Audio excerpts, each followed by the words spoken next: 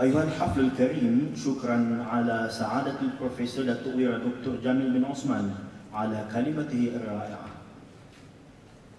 Hadirin hadirat yang dirahmati Allah Subhanahu wa taala sekalian, meneruskan lagi majlis kita pada hari yang berbahagia ini. Majlis dengan segala hormatnya mempersilakan Yang Berhormat Datuk Haji Taulan bin Mat Rasul, Ahli Majlis Mesyuarat Kerajaan Kedah Darul Aman, Wakil yang amat berhormat Datuk Seri Diraja Menteri Besar Kedah Darul Aman untuk menyampaikan ucapan. Dengan segala hormatnya dipersilakan. الآن ونصل إلى كلمة المنتظرة من سعادة دكتور حاجي طولان بن مات رسول عضو مجلس جامعة وكيلا لكبير الوزراء لولاية القدح دار الأمان، فليتفضل مشكورا.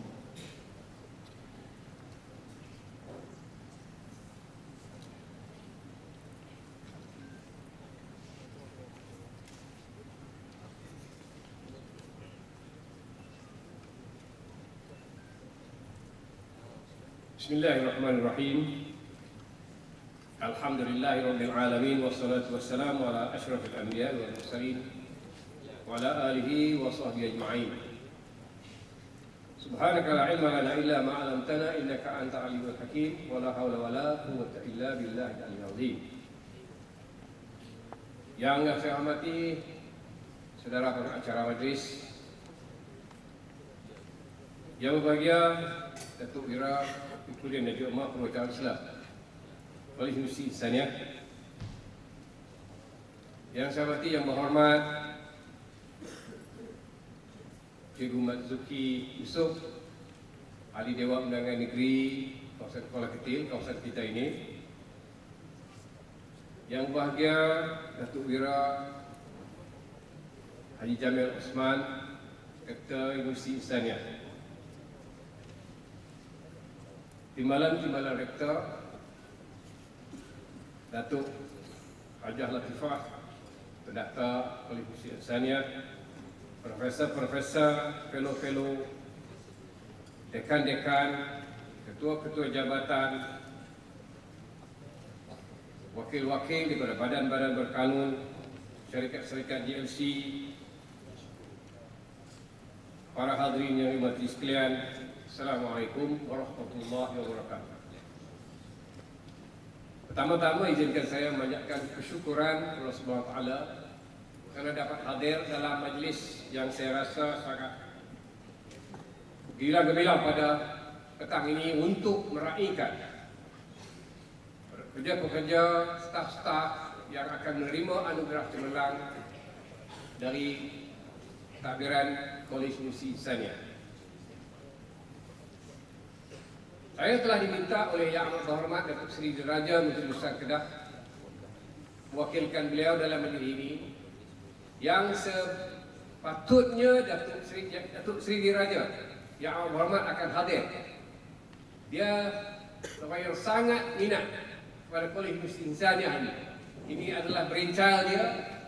Dia kalau sebut kata Insaniah, dia akan seboleh-bolehnya dia akan cuba juga hadir dalam apa juga program yang kita buat di Kolej Universiti Insaniah ini.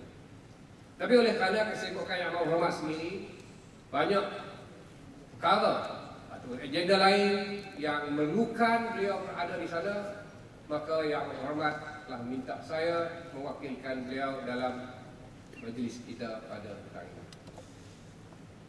Datuk-datuk, tuan-tuan yang dihormati sekalian, pembinaan Kolej Universiti Insaniah ini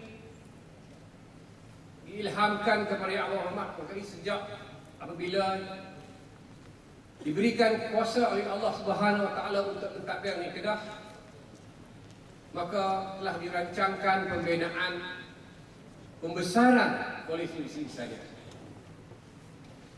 Berapa tapak telah dicari, di antaranya di SIK dan beberapa tempat yang lain dicadangkan, termasuklah di Jitra.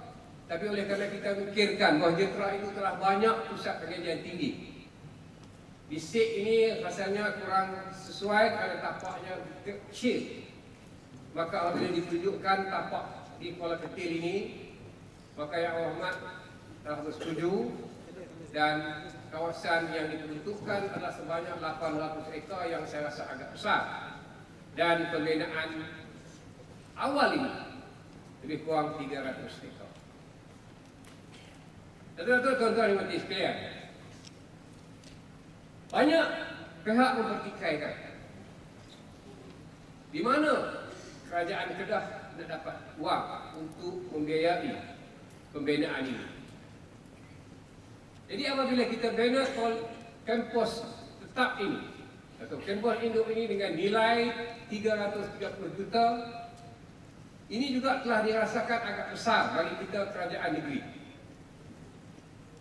Tetapi dengan kita melihat fizikal ataupun kedudukan bangunan-bangunan yang ada di dalam kawasan ini, kita rasakan bahawa 330 juta ini adalah agak murah kalau dibandingkan dengan pembinaan oleh agensi-agensi yang lain ataupun pihak kerajaan pusat sendiri. Saya juga pernah berbincang dengan kawan-kawan kita yang bekerja di kerajaan pusat. Dia mengatakan bahawa kalau kerajaan pusat nak bina ini tak dapat 330 juta, mungkin lebih. Dan alhamdulillah dengan istiqamah kita, dengan kita menetapkan dengan kontraktor kita, dengan pihak GLC yang begitu bekerja gigih menyiapkannya, kita ucapkan terima kasih. Dan kampus induk ini telah dapat disiapkan dari awal, dari yang dijadualkan. Saya juga ditimbulkan banyak perkara mengenai polisi insaniah ini.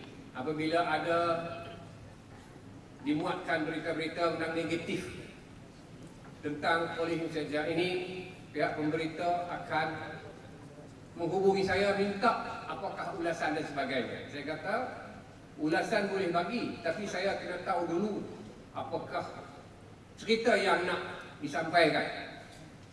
Jadi saya, kalau ditanya saya akan hubung dulu pihak yang berkenaan, kerana bagi saya sudah menjadi cara saya. Kalau saya nak bercakap kepada wartawan ini, saya kena tahu asal usulnya dahulu. Kita bimbang, dia akan spinkan berita kita. Macamlah 2-3 hari ini dan gambar pun banyak sangat sinar ini, dia nak spinkan isu pelantikan Menteri Besar Kedah. Jadi inilah kedudukannya, maka saya akan bercakap hanya perkara yang saya kata saya tahu. Dan alhamdulillah apabila diberitahu oleh pihak-pihak yang berkenaan, terutama sekali pihak-pihak yang berkaitan dengan pembinaan kampus universiti ini, maka saya hanya menyampaikan, memberikan ulasan setakat yang tidak menimbulkan apa-apa perkara sebaliknya selepas kita memberikan maklumat itu kepada pihak kuat. Kerajaan negeri hingga sekarang ini kita telah lepas 5 tahun. Jarang ada satu kerajaan yang melampaui tempoh 5 tahun. Seperti kita Pro Chancellor pun pernah jadi ahli parlimen di Dewan Undangan Negeri, dia 4 tahun lebih sikit aja dah habis dah. Tapi nasib kita ni dia panjang sikit umur. Lepas 5 tahun. Dan tak tahu lagi bila nak diadakan ataupun nak dibubarkan sama ada parlimen atau Dewan Undangan Negeri. Kita kerajaan negeri ini kita akan bubarkan apabila Perdana Menteri membubarkan parlimen. Jadi kita bubarkan parlimen, kita akan menghadap ke bawah 25 Tuanku, kita minta berkenan. Jadi kita tunggulah dan tunggu, tak tahulah kita bila nak tunggu. Ada orang kata akhir bulan ini selepas 5 dan mungkin juga selepas 28 hari bulan April apabila pertama sidang parlimen dan sebagainya. Bagaimanapun kerja kita jalan seperti biasa. Sumbangan-sumbangan kita kepada rakyat kita teruskan. Dan apa juga bantuan yang telah kita sampaikan, kita sampaikan.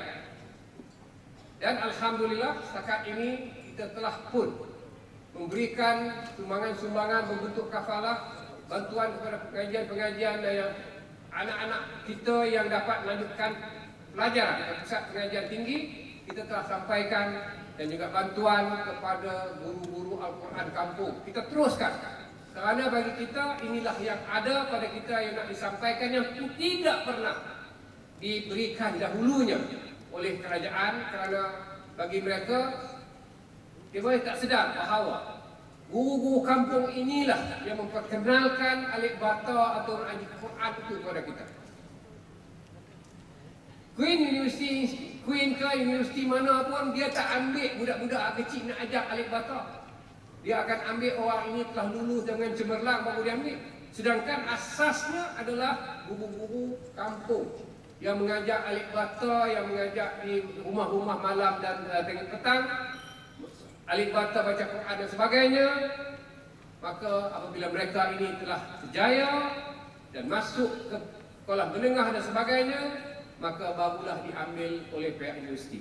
Dan patutnya kita mengucapkan terima kasih yang tidak terhingga kepada guru kampung ini yang mencelekkan kita kepada Al-Quran, kepada hukum-hukum sedikit sebanyak masalah solat yang perlu kita amalkan sejak daripada umur 10 tahun ataupun setelah kita balik nanti, insya-Allah.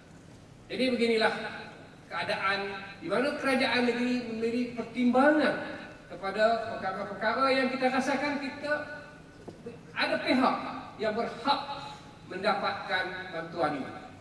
Dan bantuan-bantuan kita bagikan, kita tak bagi kepada semua rakyat. Kita akan bagikan kepada rakyat-rakyat yang memerlukan seperti orang pendapatan RM1,000 ke bawah. Sebab itulah kafalah ini kita tak bagi kepada semua. Kita tak macam negeri Selangor atau Pulau Pinang di mana dia bagikan kepada umur yang umur emas, dia meninggal dunia dia bagi RM2,500. Bagi kita mungkin kita tak mampu. Kerana bagi kita pendapatan kita, income kita adalah sederhana, di mana kerajaan Selangor simpanan sahaja lebih daripada 2 bilion. Jadi bagi negeri Selangor, negeri kaya, dia bolehlah memberikan sumbangan-sumbangan sebentuk air percuma, memberikan orang nak masuk universiti bagi 1,000, ya lahir anak masuk dalam bank satu jumlah tertentu. Ini adalah diberikan kerana hasil negeri adalah lumayan bagi negeri-negeri yang muslim. Jadi tuan-tuan majlis sekalian, kemampuan kerajaan negeri membina universiti ini pun sangatlah dikagumi juga. Kerana bagi kita kerajaan negeri membina satu kampus universiti yang besar ini memanglah mempunyai perancangan yang cukup teliti dan perbelanjaan yang cukup besar. Tiap-tiap hari TV3 Tan Melayu atau TAR akan membuatkan berita oleh pemuda gerakan yang saya telah jawab melalui ceramah-ceramah saya, mengatakan bahawa di mana kerajaan ini dapat wang untuk membayar balik pembinaan kampus ini, dan di mana kerajaan negeri juga tidak mempunyai wang. Saya jawab mudah saja. Timbalan bekas timbalan Menteri Kewangan kalau ada di sini. Jadi kita sekarang ini telah pun selesai membayar bangunan Blok E Wisma Darul Aman yang kita bayar setiap tahun 27 juta. Dan kita telah selesai tahun lepas. Jadi tahun ini kita tak bayar. Jadi kita ada berlebihan 27 juta. Untuk pembayaran Queen ini kita kena bayar lebih kurang 40 juta setahun. Jadi kita tambah lagi 13 juta atau 15 juta sahaja.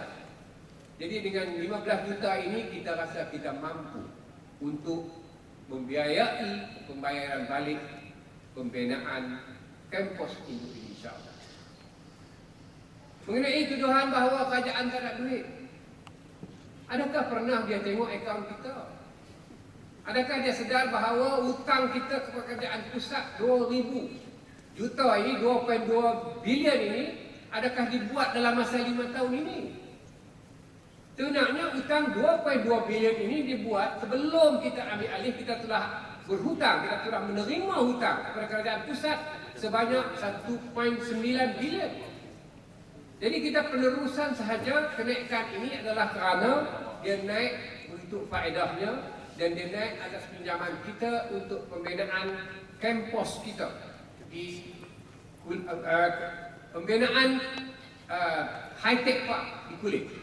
Kita ada hutang kepada kerajaan pusat untuk pembesaran pembelian tanah sebanyak lebih kurang 800 juta.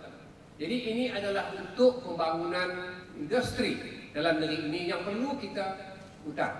Dan hutang-hutang yang lain adalah untuk bekalan air yang sepatutnya memang kita kena buat pinjaman kepada kerajaan pusat.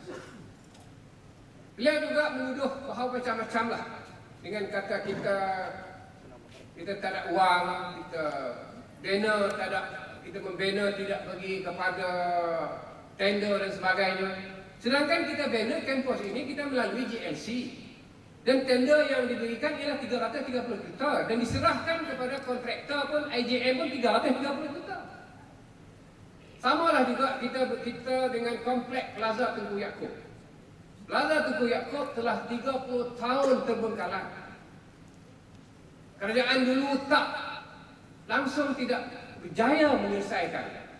Mai kat kita dalam 2-3 tahun kita telah berunding dan menyelesaikan nak untuk pembinaan baru kawasan kompleks Tunku Yaakob yang terbengkalai.